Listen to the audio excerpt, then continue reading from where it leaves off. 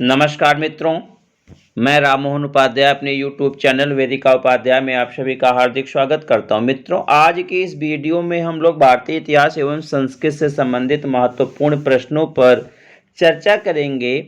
सभी प्रश्न आगामी परीक्षाओं government degree college assistant professor history, government inter college lecturer history, government inter college ELT gate social science सहित सभी परीक्षाओं के लिए काफ़ी महत्वपूर्ण है। हिस्ट्री टेस्ट सीरीज की यह 26वीं वीडियो है। इस वीडियो के सभी प्रश्न आपकी परीक्षाओं के दृष्टि से बहुत ही उपयोगी हैं। इसके पहले की वीडियो में हमने प्रबोध चंद्रोदय तक पढ़ा है कि प्रबोध चंद्रोदय का लेखक कौन था। उसके बाद के प्रश्नों पर आज चर्चा की जाएगी।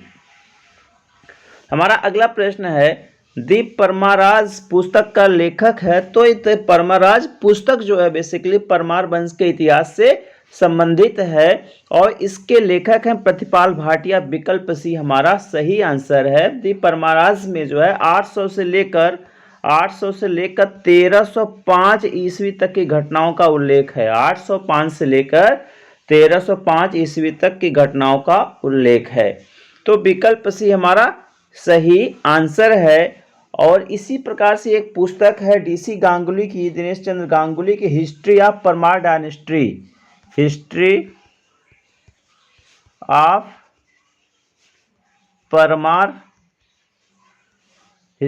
परमार डायनेस्टी ये जो है DC गांगुली की रचना है। ये भी परीक्षाओं में पूछी जाती है, हिस्ट्री ऑफ परमार डायनेस्टी। और इसको 1938 ईस्वी में 1938 में DC गांगुली ने लिखा था। ढाका विश्वविद्यालय द्वारा इस पुस्तक को प्रकाशित कराया गया था। प्रश्नगत हमारा सही उत्तर है विकल्प सी प्रतिपाल भाटिया। अगला प्रश्न है, पिलनी की नेचुरल हिस्टोरिका लिखी गई है। तो पिलनी की जो नेचुरल हिस्टोरिका है वह आपकी लैटिन भाषा में लिखी गई है। विकल्प ए हमारा सही आंसर है, विकल्प ए। और कभी कभी इसका जो है नेचुरल हिस्टोरिका का अंग्रेजी अनुवाद पूछा जाता है, तो मैक्रिंडल ने किया था। किसने? मैक्रिंडल ने नेचुरल हिस्टोरिका का अंग्रेजी अनुवाद किया था। और यह पुस्तक किस भाषा में है? लैटिन भाषा में। पहली शताब्दी ईस्वी की रचना है, पहली शताब्दी ईस्वी की रचना है। इसके पहले की वीडियो में इस पर चर्चा वैसे हुई है। इसमें कुल 37 अध्याय हैं। कितने हैं? 37 चैप्टर हैं। और इसमें जो है भारत के भूगोल से संबंधित, मानव विज्ञान से संबंधित, जंतु विज्ञान से संबंधित विषयों का विवरण प्राप्त होता है। इसमें विभिन्न प्रकार के भारतीय पशुओं, पेड़ पौधों, खनिजों का भी विवरण प्राप्त होता है। पिलनी ने इसी पुस्तक में भारत को बहुमूल्य पत्थरों एवं रत्नों का उत्पादक या जननी बताया है। तो काफी महत्वपूर्ण प्रश्न है। कई प्रकार से प्रश्न इस पे बनते हैं। अगला प्रश्न है, मोहनजोदड़ो से प्राप्त प्रसिद्ध पशुपत की मुहर पर देव के दोनों तरफ किन किन पशुओं का अंकन है। तो जो पशुपत की मुहर कहां से प्राप्त हुई है?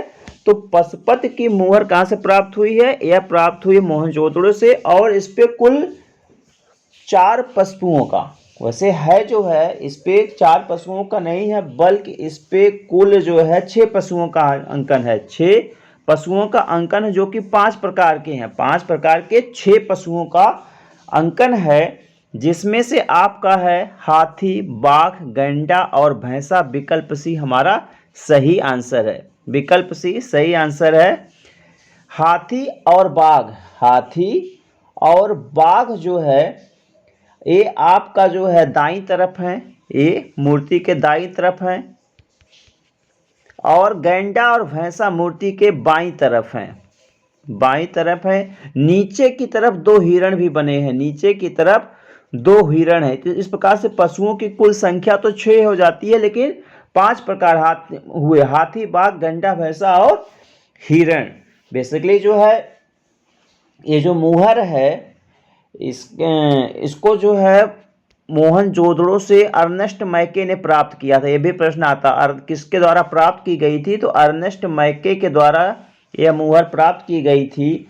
और मार्शल ने इसका समीकरण जो है ऐतिहासिक कालीन रुद्र देवता से किया है, ऐतिहासिक कालीन रुद्र देवता से किया है। तो प्रश्नगत हमारा सही उत्तर है विकल्प सी। अगला प्रश्न है, निम्नलिखित विद्वानों में से किसने याज्ञवल्क्य स्मृति पर टीका नहीं लिखी है? तो याज्ञवल्क्य स्मृति के जो प्रमुख टीकाकार हैं विश्वरूप हैं, विज्ञानेश्वर हैं, अपरार्क हैं। मेघातिथि नहीं, विकल्प बी हमारा सही आंसर है। मेघातिथि जो है किस स्मृति के टीकाकार हैं? यह मनु स्मृति के प्रमुख टीकाकार हैं। मनु स्मृति के प्रमुख टीकाकार हैं, तो विकल्प बी हमारा सही आंसर। अगला प्रश्न है, ऐतिहासिक पुरास्थल भीटा के उत्खननकर्ता कौन थे? तो जो हमारा ऐतिहासिक पुरास्थल भीटा है उसका उत्खनन देखा जाए तो कनिंघम और मार्शल दोनों ने कराया था। भीटा का उत्खनन जो है कनिंघम और मार्शल दोनों ने कराया था, लेकिन मुख्य रूप से जॉन मार्शल के द्वारा 1910 में यहाँ पर उत्खनन कराया गया था। तो विकल्प बी हमारा सही होना चाहिए। है दोनों, इसमें जो है 1872 ईस्वी में 1872 यहाँ एक जो 2 टीले मिले, यहाँ से 2 टीले प्राप्त हुए हैं। तो 1872 में एक टीले का उत्खनन जो है कनिंघम जी के द्वारा कराया गया और 1910 में दूसरे टीले का उत्खनन जॉन मार्शल के द्वारा कराया गया था। और यहाँ से बौद्धकालीन संस्कृत के अवशेष प्राप्त हुए हैं। बौद्धकालीन संस्कृत के अवशेष प्राप्त हुए हैं। और कहाँ पे है ये भीटा? कहाँ पे है? तो भीटा जो है प्रयागराज में है। कहाँ पे है? यह प्रयागराज में है। और एक सीता की रसोई का साक्ष्य यहाँ से प्राप्त हुआ। सीता की रसोई का साक्ष्य, ये भी प्रश्न परीक्षाओं में पूछा जा सकता है। सीता की रसोई का साक्ष्य कहाँ से प्राप्त हुआ? तो सीता की रसोई का साक्ष्य भीटा से प्राप्त हुआ है। और इसका जो है एक उल्लेख अंगुत्तर निकाय में मिलता है। बौद्ध ग्रंथ अंगुत्तर निकाय में जो है भीटा को चेदियों के निगम के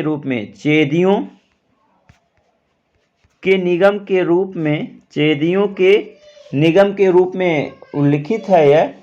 और यहाँ से जो है 2 मार्ग जो है उच्च मार्ग और बुर्ज मार्ग प्रकाश में आए हैं। उच्च मार्ग लगभग 9.14 मीटर चौड़ा है। तो प्रश्नगत हमारा सही आंसर होगा इसमें विकल्प बी जॉन मार्शल। अगला है, हड़प्पा सभ्यता के सबसे पश्चिमी पुरास्थल का नाम बताइए। तो हड़प्पा सभ्यता का जो सबसे पश्चिमी स्थल है उसका नाम है सुत्का केंडोर। विकल्प डी हमारा सही आंसर। विकल्प डी हमारा सही आंसर है। जो सुत्का केंडोर है वह, जैसे हड़प्पा सभ्यता की जो चारों दिशाएं हैं तो उसमें सुत्का केंडोर सबसे पश्चिमी स्थल है। और यह पाकिस्तान में है। कहाँ पे? वर्तमान पाकिस्तान में, पाकिस्तान के मकरान में है। यह समुद्र तटीय एरिया में है। समुद्र तट पर मतलब पाकिस्तान के मकरान के समुद्र तट पर अवस्थित है। इसकी खोज, सुत्का केंडोर की खोज कब हुई थी? 1927 में हुई थी। और इसके खोजकर्ता थे ऑरेल स्टाइन जो है इसके खोजकर्ता थे। खोज 1927 में, खोजकर्ता ऑरेल स्टाइन। और इसका उत्खनन जो है प्रमुख रूप से 1962 में शुरू हुआ। कब? 1962 में। किसके द्वारा उत्खनन जो है? जॉर्ज डेल्स के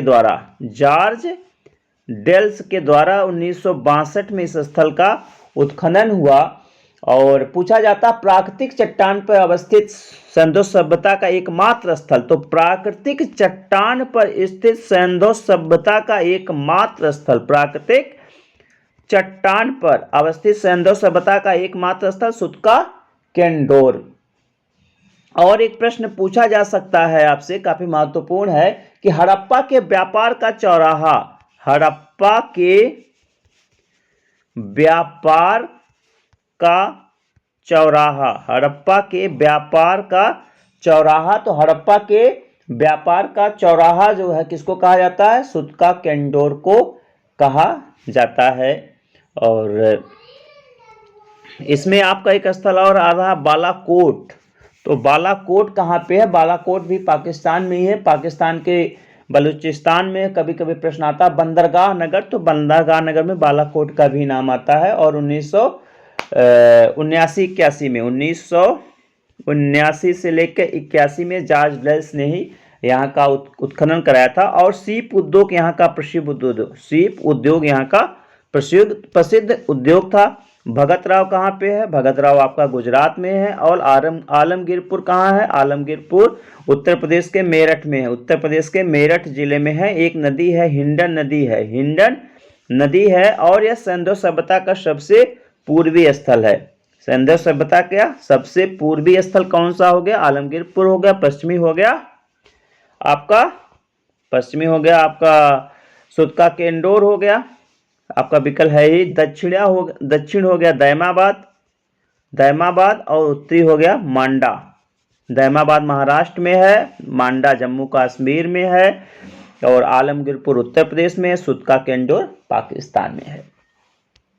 अगला प्रश्न है किन नवपाषाणिक स्थलों से गर्त आवास के साक्ष्य प्राप्त हुए हैं? तो गर्त आवास के साक्ष्य जो है बुर्जहोम और गुफकराल से प्राप्त हुए। तो 1 और 3 सही हैं, विकल्प 1 और 3 सही हैं। तो हमारा सही आंसर होगा विकल्प बी, विकल्प बी बुर्जहोम और गुफकराल। तो बुर्जहोम कहाँ पे है? बुर्जहोम बेसिकली जो है कहाँ पे है? जम्मू कश्मीर में है। जम्मू कश्मीर में इसकी खोज हुई थी 1935 में। कब खोज हुई थी बुर्जहोम की? 1935 में। डी टेरा एवं पीटरसन ने, डी टेरा एवं पीटरसन ने जो है, डी टेरा एवं पीटरसन के द्वारा इसकी खोज की गई थी बुर्जहोम की।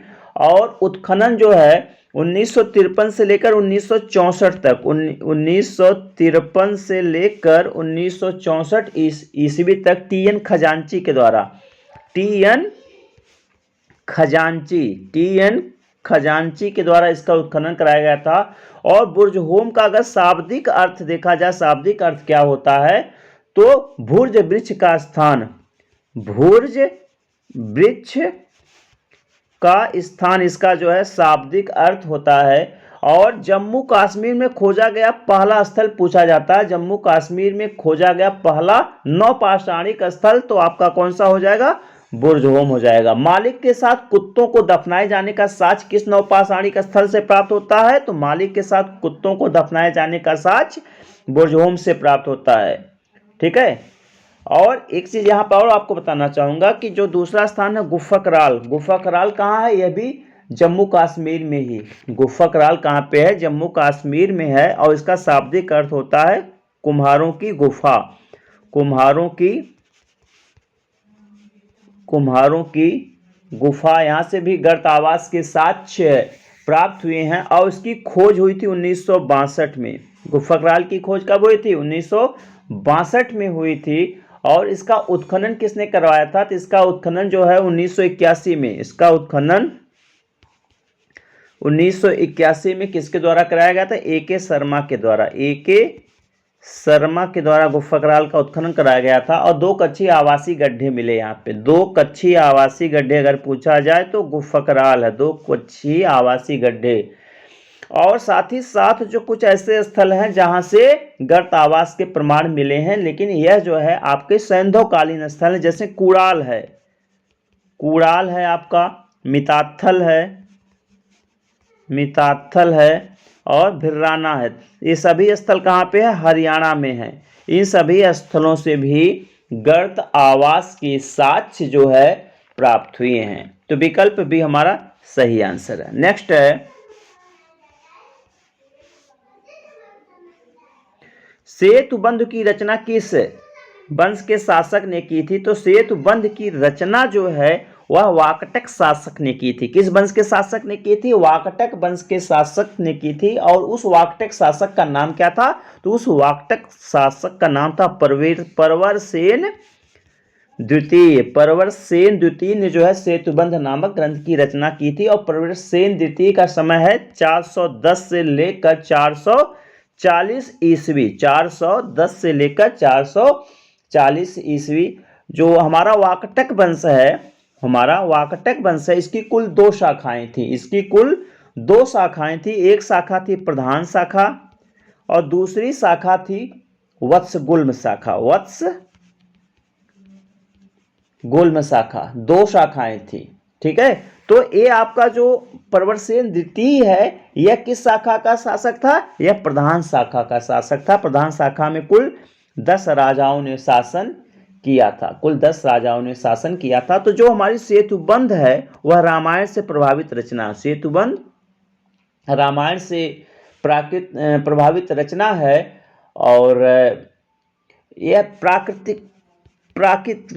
प्राकृत भाषा में लिखा गया प्राकृत काव्य है। और इस कभी कभी एक प्रश्न आता है, रावण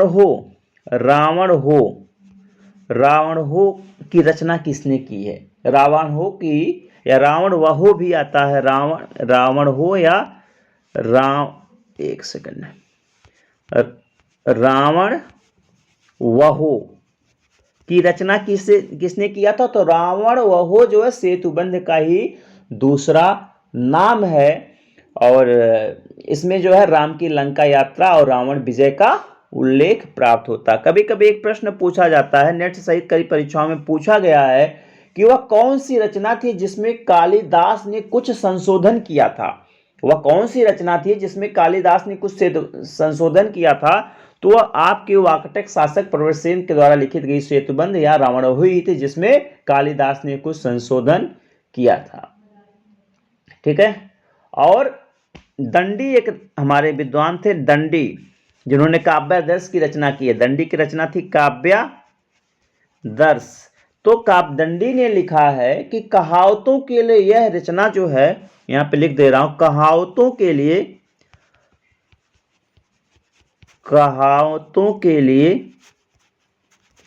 यह रचना हीरो की खान है। यह रचना हीरो की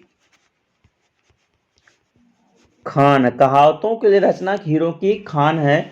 और प्रवरसेन ने अपने लेखों में अपने युग को जो है स्वर्ण युग की संज्ञा दी। उसने कहा कि उसने स्वर्ण युग स्थापित करने का स्वर्ण युग स्थापित किया था और सबसे अधिक अभिलेख जारी करने वाला शासक था। सबसे अधिक सर्वाधिक अभिलेख जारी करने वाला शासक कौन था? प्रवरसेन था। और प्रवरसेन के ही दरबार मतलब या वाकटक दरबार में जो है कालिदास ने अपने ग्रंथ मेघदूत की रचना की थी। ये भी प्रश्न आता है, कालिदास ने अपने किस ग्रंथ की रचना वाकटक दरबार में की थी? तो कालिदास ने अपनी जो रचना है वह वाकटक दरबार में की थी, वैदर्भी शैली में। वैदर्भी शैली में मेघदूत की रचना की गई है। और अगला प्रश्न है, सिंधु सभ्यता से मनका निर्माण की कार्यशालाएं किन स्थानों से मिली हैं? तो सिंधु सभ्यता में जो मनका निर्माण है, मनका मीन्स गुड़िया होता है, वह लोथल और चंदोदड़ों से उसके कारखाने मिले हैं। विकल्प डी हमारा सही आंसर है। सिंधु सभ्यता में मनका निर्माण का स्थल चंदोदड़ो, लोथल। चंदोदड़ो कहाँ है? पाकिस्तान में, पाकिस्तान में है, पाकिस्तान के सिंध प्रांत में, पाकिस्तान के सिंध प्रांत में चंदोदड़ो है। और इसकी खोज जो है 1931 में इसकी खोज हुई थी। और इसके खोजकर्ता थे एन.जी. मजूमदार, एन.जी. मजूमदार। चंदोदड़ो के खोजकर्ता कौन थे? एन.जी. मजूमदार। और इसका उत्खनन कब कराया गया था? 1935 में चंदोदड़ो का उत्खनन करवाया गया था। यहां से गुड़िया निर्माण का कारखाना प्राप्त हुआ है, गुड़िया निर्माण का। साथ ही साथ और कुछ साक्ष्य प्राप्त हुए, इस पर मैं आपको संक्षिप्त में बता देना चाहूँगा कि हाँ, एक चीज़ है, चंदोदड़ो का उत्खनन करता परीक्षाओं में पूछा जाता है। तो चंदोदड़ो का उत्खनन करता है अर्नेस्ट मैके।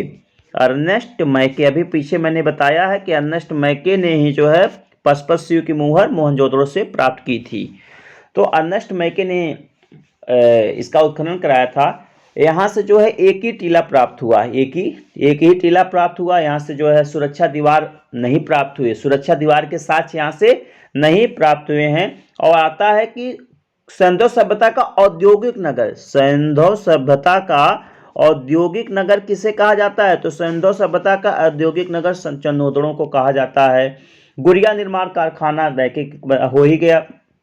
वक्राकार ईंटों के प्राप्त करने वाला एकमात्र सिंधु स्थल कौन है? वक्राकार ईंटें, कार ईंटों को प्राप्त करने वाला एकमात्र संदर्भ स्थल चन्नूदड़ो हो जाएगा। झूकर झाकर मतलब जो उत्तर हड़प्पन स्थित उसके अवशेष कहाँ से प्राप्त हुए, तो चन्नूदड़ो से प्राप्त हुए हैं। और इसमें जो हमारा दूसरा है लोथल, हम सभी को मालूम है लोथल कहाँ है, गुजरात में। लोथल गुजरात में है और गुजरात की खंभात की खाड़ी में, खंभात की खाड़ी में लोथल अवस्थित है। और एक दो नदियां हैं वहाँ पे। पहले हम लोग जो है बेसिकली भगवा नदी या भोगवा नदी पे तो ध्यान देते हैं, लेकिन दो नदियां भोगवा नदी और साबरमती नदी। तो लोथल साबरमती और भोगवा नदी के मध्य अवस्थित है। इसकी खोज जो है 1954-55 में हुई थी। 1954-55 में लोथल की खोज की गई थी। खोजकर्ता कौन थे इसके खोजकर्ता थे एस.आर.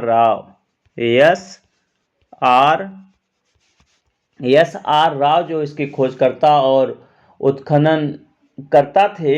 और एस.आर. राव को प्रश्न पूछा जाता है, भारत में समुद्री पुरातत्व का जनक, भारत में समुद्री पुरातत्व का जनक किसे कहा जाता है, तो एस.आर. राव को ही कहा जाता है। यहाँ से युग्म समाधियों के जो है युग्म समाधान के साक्ष्य प्राप्त हुए हैं। और जो कंकाल यहाँ से प्राप्त हुए हैं उनके सिर उत्तर में और पैर दक्षिण में, गोदीबाड़ा के साक्ष्य। और प्रश्न आता है, अभी असिस्टेंट प्रोफेसर जो आपका एडेड कॉलेज की परीक्षा हुई थी, गोदीबाड़ा का साक्ष्य जो किस दिशा से प्राप्त हुआ, तो गोदीबाड़ा का साक्ष्य जो है पूर्वी दिशा से प्राप्त हुआ। गोदीबाड़ा का, ये प्रश्न मेरा गलत हो गया था, गोदीबाड़ा का साक्ष्य पूर्वी दिशा से प्राप्त हुआ। ठीक है। एक्रोपोलिस पश्चिमी गढ़ का जो है, यहाँ जो पश्चिमी गढ़ प्राप्त हुआ था उसको राव ने एक्रोपोलिस की संज्ञा दी। लघु हड़प्पा या लघु मोहनजोदड़ो कहा जाता है। अग्निवेदिताओं के साक्ष्य प्राप्त हुए यहाँ से। चावल का पहला साक्ष्य सिंधु सभ्यता का यहाँ से प्राप्त हुआ है।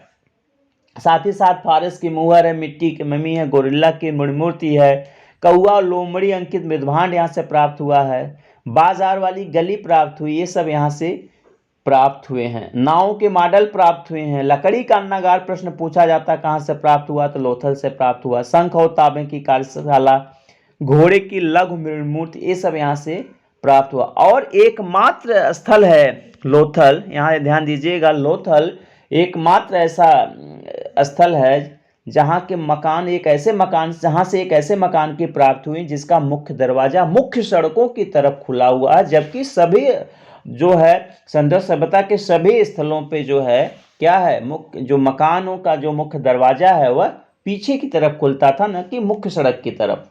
तो एक ऐसा मकान यहाँ से प्राप्त हुआ जिसका दरवाजा मुख्य सड़क की तरफ खुला हुआ। तो मित्रों, इस वीडियो में हमने भारतीय संस्कृति एवं इतिहास से संबंधित महत्वपूर्ण प्रश्नों पर चर्चा की। सभी प्रश्न आपकी परीक्षाओं के दृष्टि से काफी महत्वपूर्ण है। वीडियो को ध्यानपूर्वक देखिएगा, साथ ही साथ अपने सुझावों से भी हमें लाभान्वित कीजिएगा। आप सभी को पूरा वीडियो देखने के लिए बहुत बहुत धन्यवाद। नमस्कार।